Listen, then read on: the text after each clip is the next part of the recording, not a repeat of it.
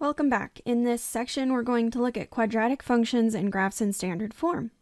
The graph of f of x equals x squared is provided at right. Remember, this is a parabola opening upwards, has the shape of a U with minimum at 0, 0, and domain that is all real numbers.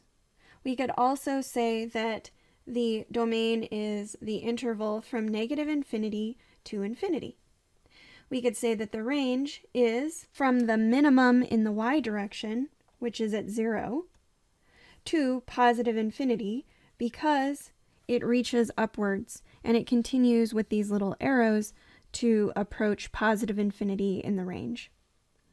We include 0 because if we substitute x equals 0 into the function, we get an output of 0. So 0 is included.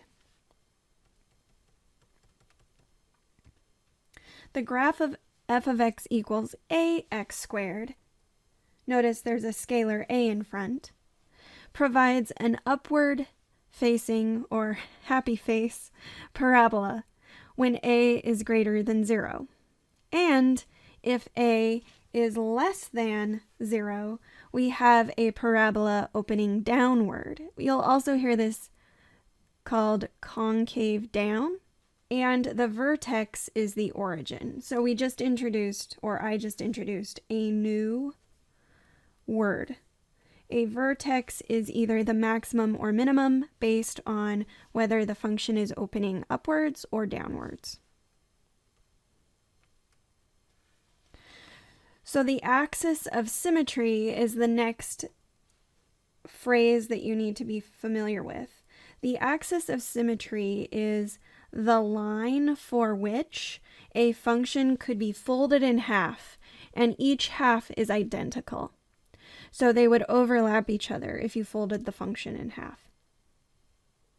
In this case, the axis of symmetry for both the functions above, opening upwards and opening downwards, is x equals 0.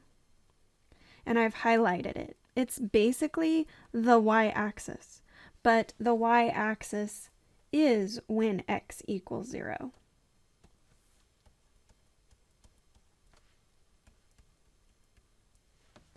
The domain of the function is negative infinity to infinity, even when you scale a. And if a is greater than 0, the parabola opens upwards, and if a is less than 0, the parabola opens downwards. Notice that the range changes, though, when you are looking at an opening upward parabola or an opening downward parabola. The opening upward parabola has range from 0 to positive infinity, including 0, whereas for the downward facing parabola, the range is from negative infinity to 0, where 0 is the maximum value. And then the last two things you should notice about this function is if the absolute value of a is greater than 1, then the parabola is narrower than x squared. And so if here is the parabola where a is equal to 1, then the parabola when a is greater than 1 would be something that would be vertically stretched. So what's happening in normal values in the range are now happening way higher in the range. And the same idea is true if a is between 0 and 1 and the parabola is wider. So instead of your standard parabola looking like this, if a is between 0 and 1, it actually flattens the parabola out, and so your parabola would do something like this instead, where the parabola is flatter and wider in the same amount of domain values. So let's practice this. Graph a function of the form f of x equals ax squared using Desmos and a slider for a. Let's go ahead and grab Desmos. In Desmos, go ahead and start graphing. And we'll type in f of x equals ax squared.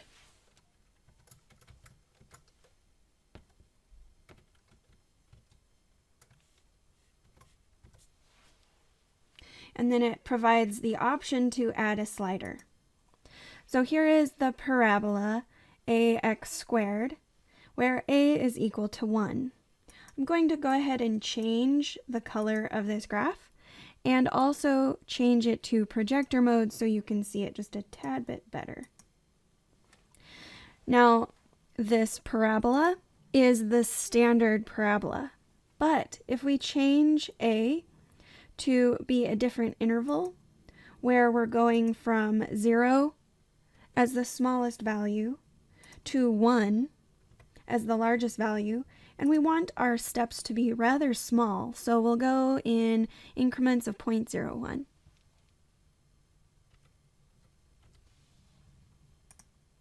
Now if we slide this, notice, remember, if a is between 0 and 1, you'll get a much flatter function.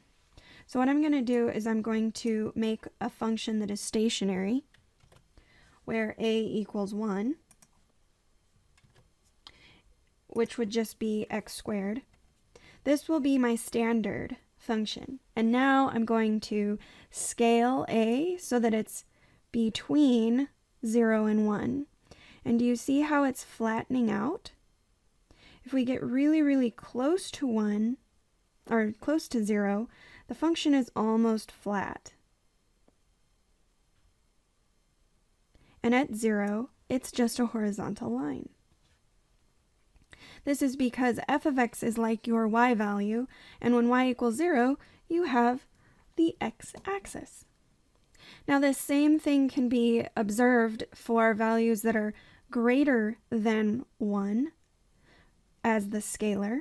So let's change our interval now from 1 to 20 maybe.